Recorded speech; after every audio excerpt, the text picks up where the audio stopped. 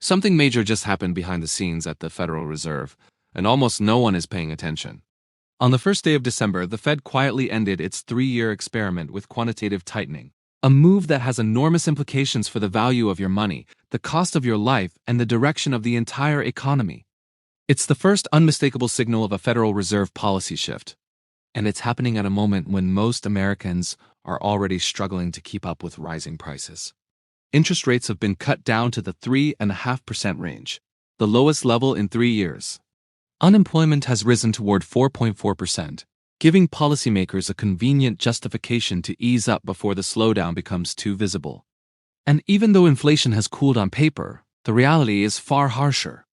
Groceries, rent insurance, and everyday essentials remain 20 to 30% more expensive than before the pandemic. Prices didn't go back down. They simply stopped climbing long enough for people to catch their breath. But here's the part almost nobody understands. Once the Fed stops draining liquidity from the system, the next phase of the cycle usually moves toward injecting it. And in a highly leveraged economy with a $30+ trillion national debt, any hint of a liquidity crisis forces the Fed's hand faster than most realize. By the end of this video, you'll understand what's really happening and what it means for your financial future. For 3 years, the Federal Reserve was doing the financial equivalent of squeezing water out of a sponge. Through quantitative tightening, or QT, they allowed trillions of dollars worth of maturing bonds to disappear from their balance sheet without replacing them. That process slowly removed money from the system, cooled lending, and made borrowing more expensive. It was the Fed's primary weapon against runaway inflation during the post-pandemic surge. But on December 1st, that weapon was holstered. QT officially ended. No announcement, no dramatic press conference, just a quiet line and a policy statement that most people skimmed over. Yet this single decision marks the most important Federal Reserve policy shift since the tightening cycle began in 2022. Let's break down why. When QT started, the Fed's balance sheet sat near $9 trillion, an unprecedented level created by multiple rounds of emergency quantitative easing. By the time QT ended, the balance sheet had fallen to around $6.5 trillion. On paper, that sounds like a huge reduction. But in context, it's not nearly enough. Before the pandemic, the balance sheet was closer to $4 trillion, which means even after 3 years of tightening, the system is still operating with trillions more liquidity than it used to. And that excess liquidity matters because the Treasury is issuing massive amounts of new debt to fund the government as spending needs. Banks and financial institutions have to absorb that supply, and they can only do it if the system has cash available. Over the past several months, warning signs began to flash. Rising funding costs, thinning, demand in bond auctions, and stress building in short-term funding markets. The Fed saw it. Big banks saw it. Most people didn't. Ending QT is the Fed's way of saying we can't drain the system any further without breaking something. The last time they pushed too far back in 2019, the repo market froze and the Fed had to intervene overnight to prevent a full-blown liquidity crisis. They're not waiting for that to happen again. So instead of removing money from the system, the Fed is now holding the line. That might not sound dramatic, but in the world of monetary policy, going from shrinking liquidity to freezing liquidity is the same as approaching a pivot point. Historically, whenever the Fed pauses QT, the next stages in the cycle tend to be easing operation, short-term bond purchases, or full-scale quantitative easing if conditions deteriorate. In other words, the breaking phase just ended. The resetting phase is now underway. Most people imagine money as something physical, bills, coins, or numbers in a bank account that represent real value. But in the modern financial system, money doesn't work that way. It isn't printed, at least not in the traditional sense. It's created, and the way it's created explains exactly why the economy reacts so violently every time the Federal Reserve shifts direction. Here's how it works. In reality, when the Fed wants to stimulate the economy, it doesn't crank an actual printer. Instead, it buys bonds from large banks and financial institutions. These banks hold billions of dollars in U.S. Treasury securities. The moment the Fed buys those bonds, it pays for them with newly created digital dollars money that didn't exist seconds earlier. Those dollars flow straight into the banking system, instantly increasing the amount of cash available. And banks don't just sit on that money. Their entire business model depends on lending it out. Once they're flush with liquidity, they approve mortgages, expand credit lines, issue business loans, and push capital into every corner of the economy. Every time a bank creates a loan, It creates new money. That money enters circulation the moment it lands in someone's account. This is why economists often say debt is money. Under the system we have today, almost all new money comes into existence through borrowing. If people stop borrowing or if banks stop lending, the creation of new money slows to a crawl and the economy feels it instantly. We saw this dynamic explode during the pandemic. Between 2020 and 2022, the money supply M2 surged by an estimated 40%. That wasn't because people found hidden treasure. It was because the Fed bought trillions of dollars in assets and interest rates were near zero, encouraging everyone, households, businesses, even the government to take on more debt. More borrowing meant more money. More money meant more spending. And more spending without more goods to match, it meant prices had only one direction to go up. Fast forward to today, lending growth has slowed. Households are stretched thin. Delinquency rates are rising. Businesses are pulling back, and the government's borrowing needs are soaring. The system wants new money, but the appetite for new debt is weakening. That's the real reason the Fed's policy stance matters so much. When the central bank shifts from tightening to holding or from holding to easing, it's not just a theoretical move. It's an adjustment to the entire mechanism by which money enters the economy. And when you view the situation through that lens, one thing becomes painfully clear. A system built on constant debt creation cannot tolerate a prolonged slowdown, which means the pressure to restart the flow of money is already building beneath the surface. To understand what comes next, we need to understand what already happened. The inflation crisis of the early 2020s wasn't an accident. It was the direct outcome of one of the largest and fastest injections of liquidity in modern economic history. During the pandemic, the U.S. economy was flooded with money from every direction. The Federal Reserve bought trillions of dollars worth of bonds. Interest rates were slashed to nearly zero. The government sent stimulus checks to hundreds of millions of people, issued emergency business loans, and expanded social safety programs. Businesses borrowed aggressively at ultra-low rates while households took on cheap mortgages, car loans, and credit. The result: a tidal wave of spending. But here's the part many people overlook. While the money supply surged, the supply of actual goods didn't. Factories shut down. Global shipping froze. Labor markets were disrupted. Everyone wanted more, but the world was producing less. That imbalance pushed inflation to levels not seen in 4 decades. By 2022, the Consumer Price Index peaked around 9% year-over-year. But focusing on that number alone misses the bigger story, because after inflation cooled, prices didn't fall. They stayed elevated. And for most Americans, the real experience wasn't 9% inflation. It was 20 to 30% higher. Prices for the essentials they buy every week: groceries, rent, utilities, insurance, and basic services. Insurance costs surged as companies faced higher repair expenses and climate-related payouts. Rent climbed to its highest affordability strain in 40 years. Food prices rose across almost every category. Once those prices reset upward, they didn't come back down. Inflation works like a ratchet. It turns one direction. And even when the pressure eases, it rarely reverses. That's why many people feel poorer today. Even though official inflation has dropped to around 2.8%, the damage wasn't the rise. The damage was the reset. This is the part of the story that sets up what comes next. Because if round 1 inflation permanently raised the cost of living, and the Fed is now stepping away from QT and moving toward easier financial conditions, then round 2 wouldn't look like a sudden explosion of prices. It would look like a slow grinding squeeze. A reality where everything edges higher while incomes lag behind. And that's exactly the environment the economy is moving toward. A world where the price reset has already happened and the next phase builds quietly on top of it.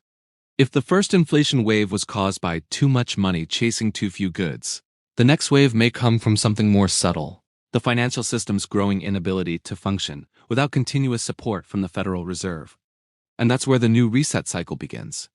The signs are already visible. After 3 years of tightening, interest rates have now been cut down to the mid-3% range. This isn't happening in a vacuum. Unemployment has drifted up toward 4.4%, still low by historical standards, but enough for policymakers to argue that the economy is softening. At the same time, the government's debt has climbed to roughly $35 trillion, with interest expenses consuming close to 15% of the federal budget. High rates simply aren't sustainable when the cost of servicing that debt is rising faster than tax revenues. Then there's the bond market. The U.S. Treasury is issuing enormous amounts of new debt, and the financial system must absorb it. But banks and institutions can only take on so much before they hit liquidity constraints. Over the past year, demand in certain auctions has thinned, bid-to-cover ratios have weakened, and short-term funding costs have become unstable. These are early warnings, the kind that appear months before a liquidity crisis becomes obvious. This is why ending QT was not optional, it was necessary. The Fed cannot drain liquidity while the Treasury is pouring new debt into the market. Something had to give, and what gave was the tightening cycle. So what happens now? The next phase of the reset cycle is what you might call stealth easing. The Fed may not announce a return to full-scale quantitative easing, but they can and likely will begin injecting liquidity through more targeted operations. One example, purchasing short-term Treasury bills to stabilize funding markets. Another, adjusting reserve requirements to relieve pressure on banks. These aren't labeled as stimulus, but the effect is the same. More liquidity enters the system. And when liquidity returns, asset markets respond quickly. Stocks typically rise first, followed by higher valuations across real estate and other risk assets. But just because asset prices may catch a tailwind doesn't mean affordability improves. For most households, cheaper borrowing doesn't offset the reality that wages haven't kept pace with the cost of living. This is why the next inflation phase won't feel dramatic. It won't look like 2022 when prices jumped visibly month after month. Instead, it will feel slow and suffocating, the steady drift upward of prices as liquidity expands again while supply constraints and wage stagnation persist. The reset cycle isn't about a sudden collapse or an overnight shift. It's about a system that can no longer function without constant intervention, constant liquidity, and constant financial engineering. When the Fed moves from tightening to holding and from holding to easing, it signals that the natural market cycle can no longer correct itself. It must be managed. And whenever an economy reaches that point, the real reset is already underway. At this point, many people are asking the same question. The answer lies in how the modern financial system is structured and, more importantly, who pays for it. Economist John Campbell describes it bluntly. The financial mistakes of lower-income households effectively subsidize the wealthier and more financially informed, and the data backs them up. Look at credit cards. The average APR has climbed above 22%, the highest level ever recorded. For people who carry balances, that means debt compounds at a rate far faster than their income can grow. Every missed payment generates late fees, penalty, interest, and additional charges. To the banks, this isn't a bug. It's a business model. Buy now, pay later programs tell a similar story. Usage has surged more than 11% year over year. And according to recent surveys, 15% of adults admit they've skipped essential bills just to make BNPL payments on time. Another 16% miss their BNPL deadlines regularly. What started as 4 easy payments quietly becomes an anchor on future budgets. Even seasonal behavior exposes the gap. 67% of Americans overspend during the holidays, often blaming inflation rather than acknowledging how friction-free digital payments make it dangerously easy to lose track. Subscription services auto-renew. Contactless payments remove the psychological barrier of spending. Micro-purchases add up faster than most people notice. And every one of these behaviors feeds the system. The financially prepared people with high credit scores, stable cash flow, and no revolving debt benefit from rewards programs, better loan rates, and lower fees. Meanwhile, the households under the most pressure pay more for every mistake. It's not that institutions intentionally target the poor. It's that the system rewards precision and punishes disorganization. And most people were never taught how any of this works. That's why so many Americans feel stuck even when the economy appears to be improving. The rules are the same for everyone, but the starting positions are not. And when the cost of everyday life rises faster than wages, even small errors compound into long-term setbacks. In an economy shifting toward more liquidity, more debt, and more subtle inflation, the divide widens further. Those who understand the system position themselves ahead of the reset. Those who don't end up paying for it. Even if the Federal Reserve never announced another policy shift, most households would still feel like they're falling behind. That's because for millions of people, the real financial damage isn't coming from macroeconomic events. It's coming from everyday habits that quietly drain wealth month after month. These traps don't look dangerous on the surface, but in an economy where prices remain elevated, And liquidity pressures ripple through the system. They become far more expensive than most people realize. The first trap is unused subscriptions and recurring services, streaming platforms, gym memberships, meal deliveries. Anything that renews automatically slips under the radar. People sign up with good intentions, forget to cancel, and end up paying for services they haven't used in months. In a world of rising living costs, these silent leaks add up quickly. The second trap is contactless overspending. Apple Pay tap-to-pay cards and one-click checkouts have removed the psychological friction that used to slow spending. When you don't physically hand over cash or even pause to confirm a number, your brain doesn't register the cost the same way. This is why digital payments correlate so strongly with higher discretionary spending. Convenience comes with a hidden price. The third trap is letting valuable items sit idle. Whether it's old electronics, collectibles, unused tools, or inherited furniture, many households have hundreds, sometimes thousands of dollars hiding in closets and garages. Selling these items not only declutters your space, but can instantly strengthen your emergency fund, something increasingly important in a period of financial uncertainty. Fourth is not automating savings. When savings depend on willpower, they rarely happen consistently. Automatic transfers flip the equation. The money moves out before you see it, turning saving into a default behavior rather than an afterthought. Over time, this difference becomes enormous. The fifth trap is sticking with overpriced insurance utilities or service providers simply because switching feels inconvenient. But in a high inflation era, loyalty often means overpaying. Insurance premiums alone have jumped dramatically over the past few years, and many people are paying more than they need to simply because they haven't compared quotes. The sixth trap is holiday and BNPL overspending. Buy now, pay later appears harmless for easy payments, sounds manageable. But the data is clear. People spend more with BNPL than they would with cash or a traditional credit card. And because the payments are split, individuals underestimate how much they're committing to. Many end up juggling multiple installment plans, creating the illusion of affordability while stretching their budgets thin. The final trap is not reviewing bank and credit card statements. Fraudulent charges, duplicate transactions, and hidden fees often go unnoticed for months. By the time people catch them, it's too late to dispute or reverse them. In a high-cost environment, vigilance isn't optional. It's a financial necessity. Each of these traps may seem small on its own, but together, they create a cycle of financial leakage that weakens households long before macroeconomic pressures become visible. And when the broader system enters a new liquidity phase, the people caught in these traps are the ones hit the hardest. The truth is simple. The reset isn't some distant event waiting to happen. It has already begun. The Federal Reserve has stopped tightening. Interest rates are moving lower. Liquidity pressures are building, and the cost of everyday life remains painfully high. Whether the next phase brings subtle inflation, rising asset prices, or another wave of financial engineering, the direction is clear. The system continues forward, and it does not slow down for anyone. But you are not powerless in this transition. Understanding how money is created, how liquidity shapes markets, and how everyday decisions drain or protect your wealth puts you ahead of the curve. Most people will enter the next phase unprepared.